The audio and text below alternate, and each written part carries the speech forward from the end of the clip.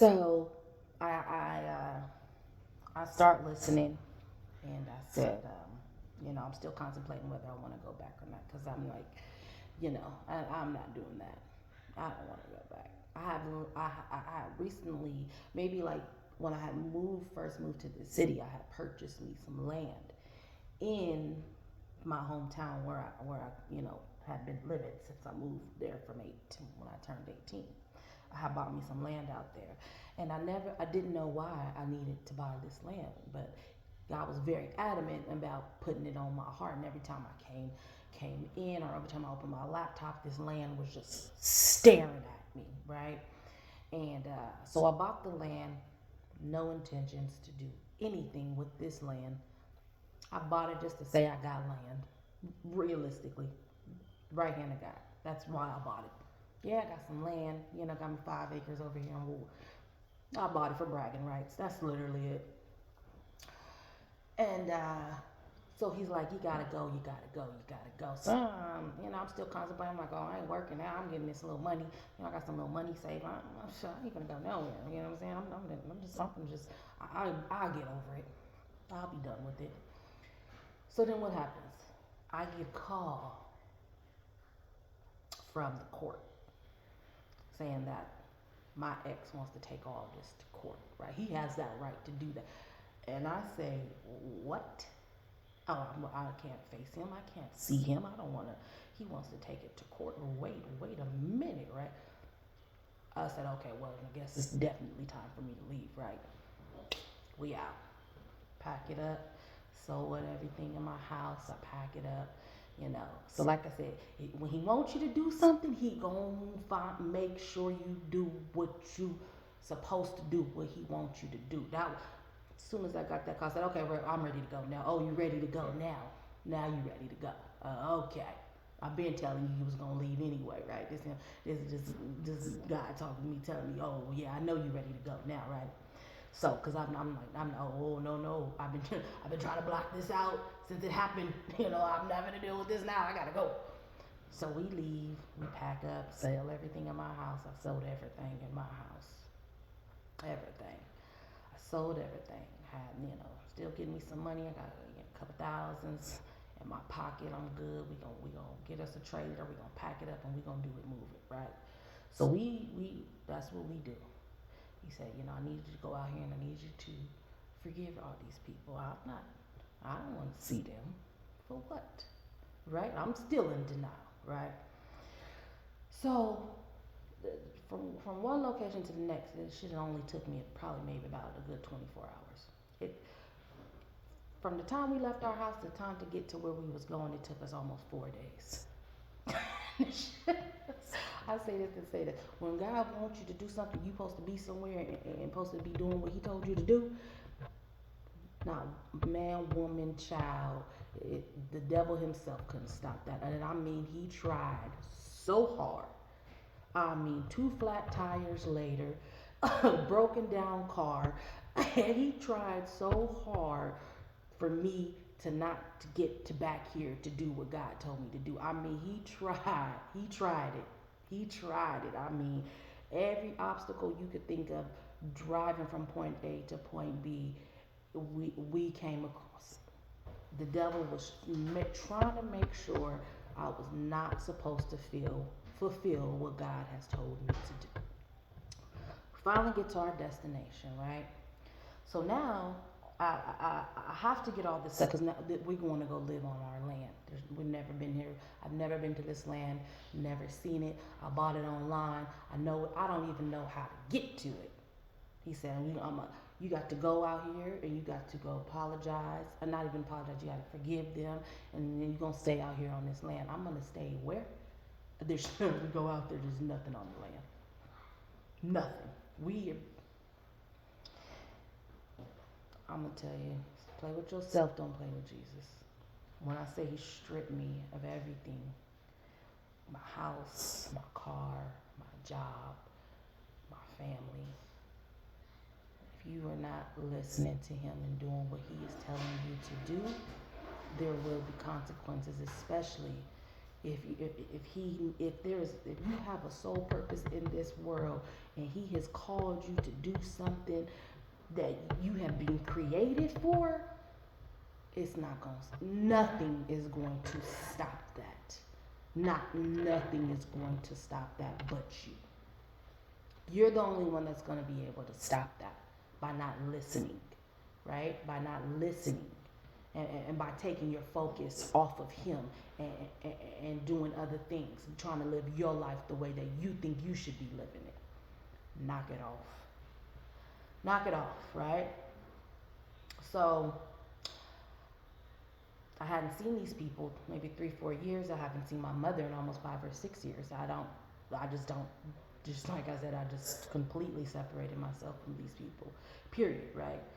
Lo and behold, I finally get to where I'm going, and I've seen every last family member. I've seen the brothers I ain't seen in almost 10 years. I see my mother, I see my other siblings, and we they have this little gathering, and half of us was there. A good sized chunk of us, like I said, it's 10 of us, so a good portion of us were there. And then I told everybody how I felt, right? I told everybody how I felt.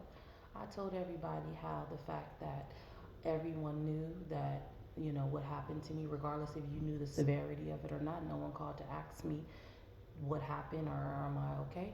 And I confronted them. And it wasn't even like me confronting, well, I guess it was me confronting them. And I told them, and I forgave everybody, and I told them that hurt. It hurt me bad. It hurt me real bad. My mother's sitting over there looking like, I said, you need to stop because you call CPS on me.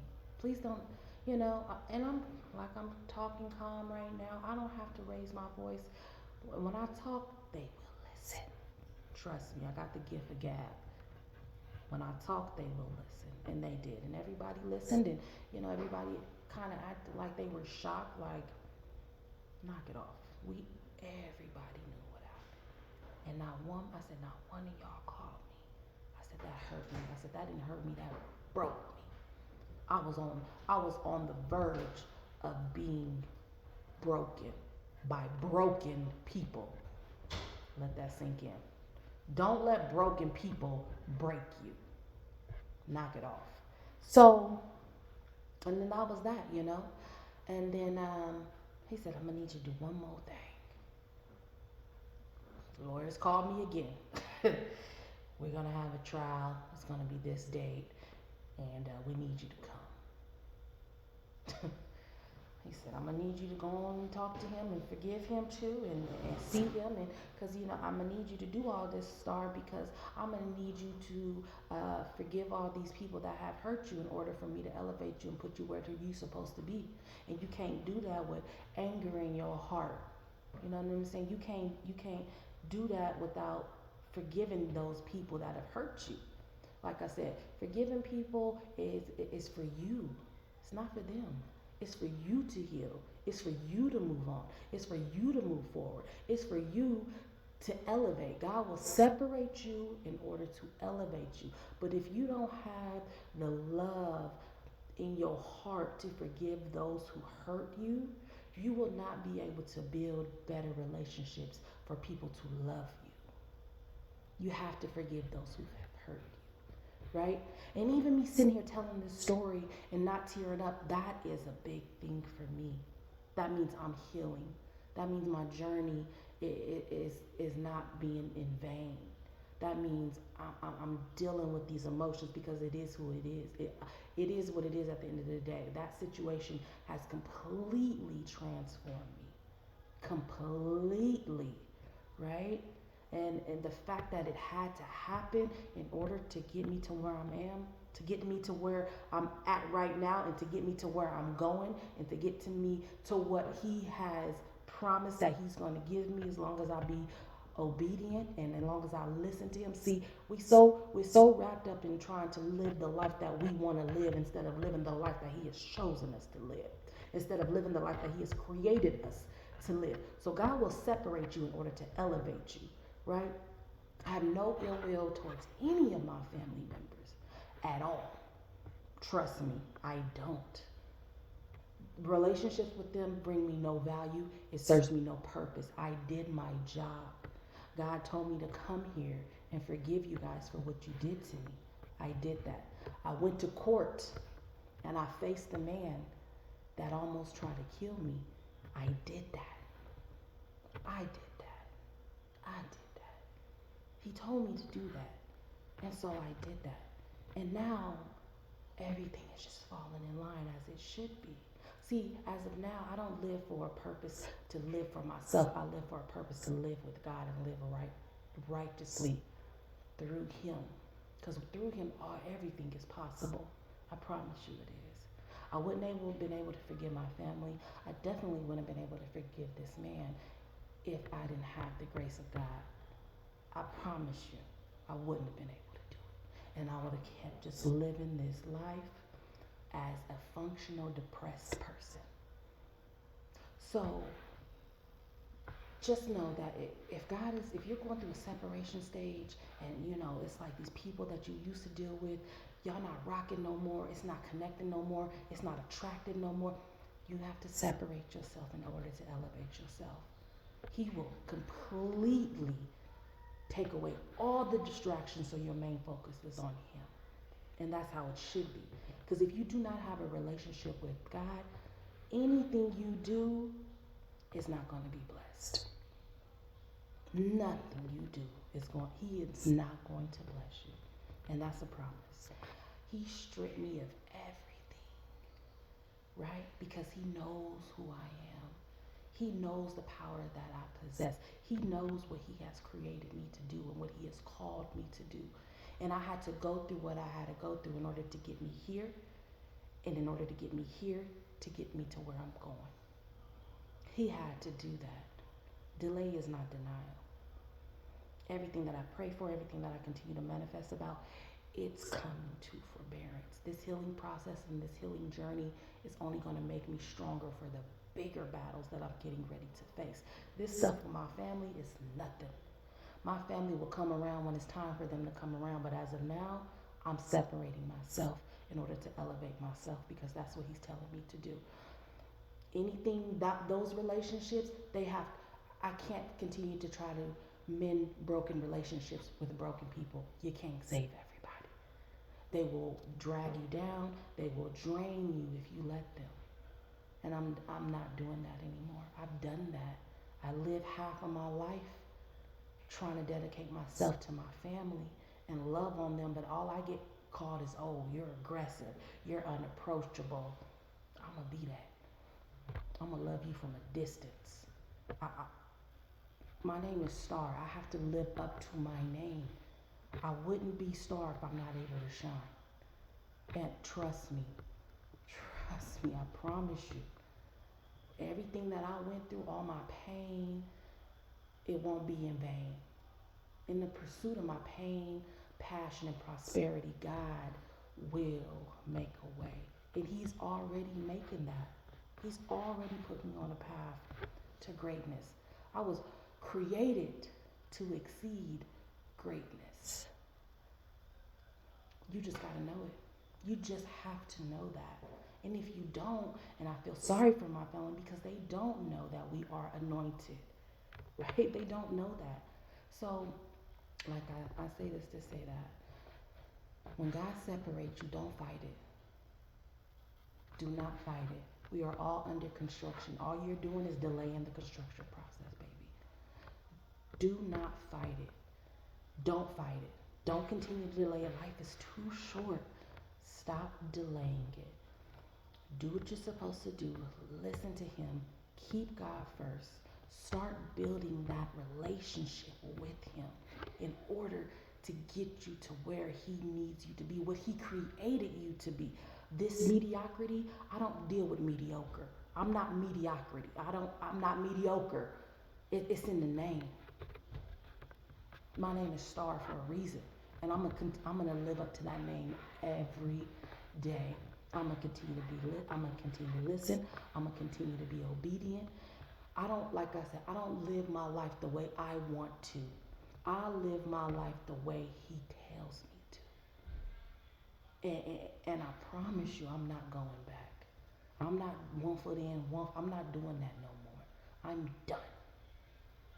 I'm done. Play with yourself. Don't play with Jesus. I gotta get that on a shirt. That's a good one. But I say this to say this. Um, just just know your worth as a person. Like I said, if you're being separated, it's only because he's elevating you. When you're down to nothing, God, I promise you, God is up to something. Everything that he's doing or telling you to do, you know, you might want to question it, but don't do that. He doesn't like when you question him because he knows what he's doing. He's a loving God. He's a tender God. He's an understanding God. He's an understand. You know, he's all of that. Don't question him. I made that mistake and I did it, and I promise you, don't be like me. Listen, listen to what he's telling you.